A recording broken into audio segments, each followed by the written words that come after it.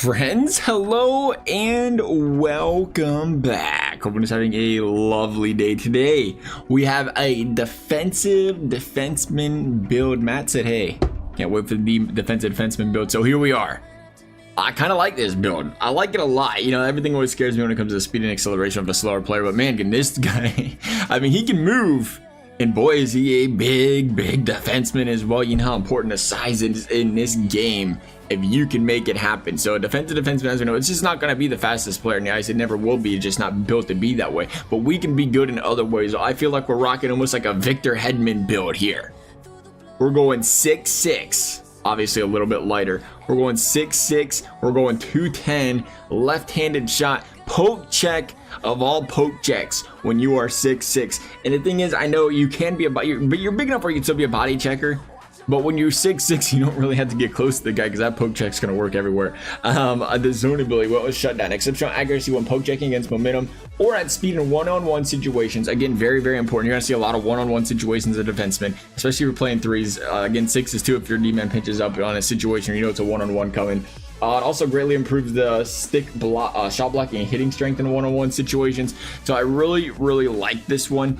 The other option obviously was stick him up, which was a bit exceptional stick speed that decreases the chance of a penalty. But I think just the fact that it's more shutdown's more well-rounded, we're gonna go that direction. In reverse, just helps with your speed going backwards. Very important. Again, as a defenseman, you're skating backwards a lot. Seeing advanced power and accuracy on shots when the goalie is screened. Now, as a defender, as we know, a lot of your shots are going to get redirected and get blocked. The goalie is going to be screened. If you're playing sixes and you got a good centerman, they're going to find a way to try to screen that goalie when you take a quick wrist throw on that, redirect things. And this is a big one to have as a defenseman to improve your offensive capabilities there. Booster went +4 with the passing. More on that later.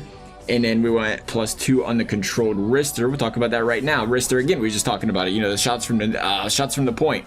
Will they get redirected? Will they get tipped around? Very likely. Can you screen the goalie as well? Again, very likely. But you have to have enough accuracy to get the puck on the net because they can get ugly or even closer on the net. So we want to get the accuracy up good enough there for this wrist shot. Slap shot, again, you're going to see we're going to have a lower. We could really drop the slap shot power even more, I think.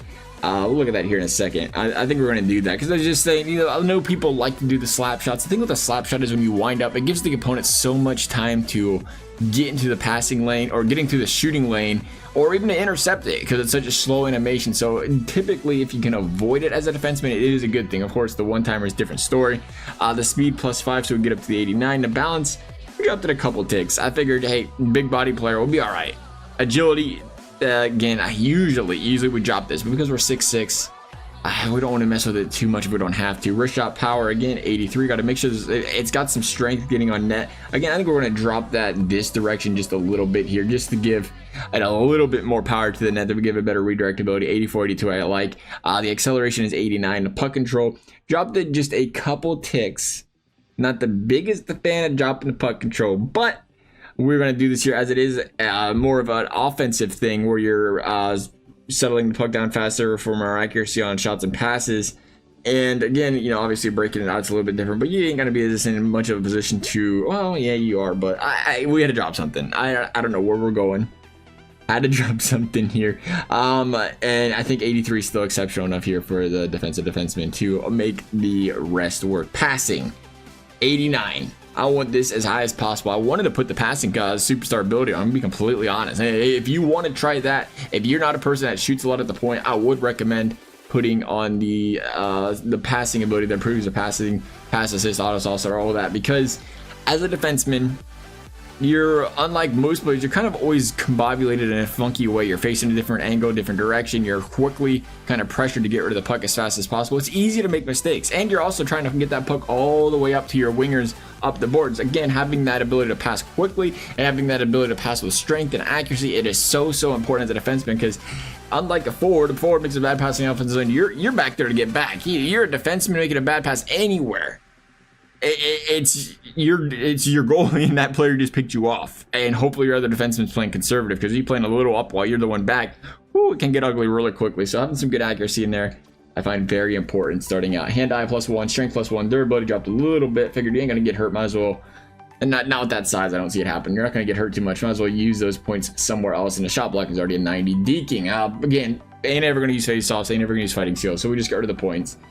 Plus 4 to the Deeking, plus 2 to the discipline. Discipline is already very exceptional there.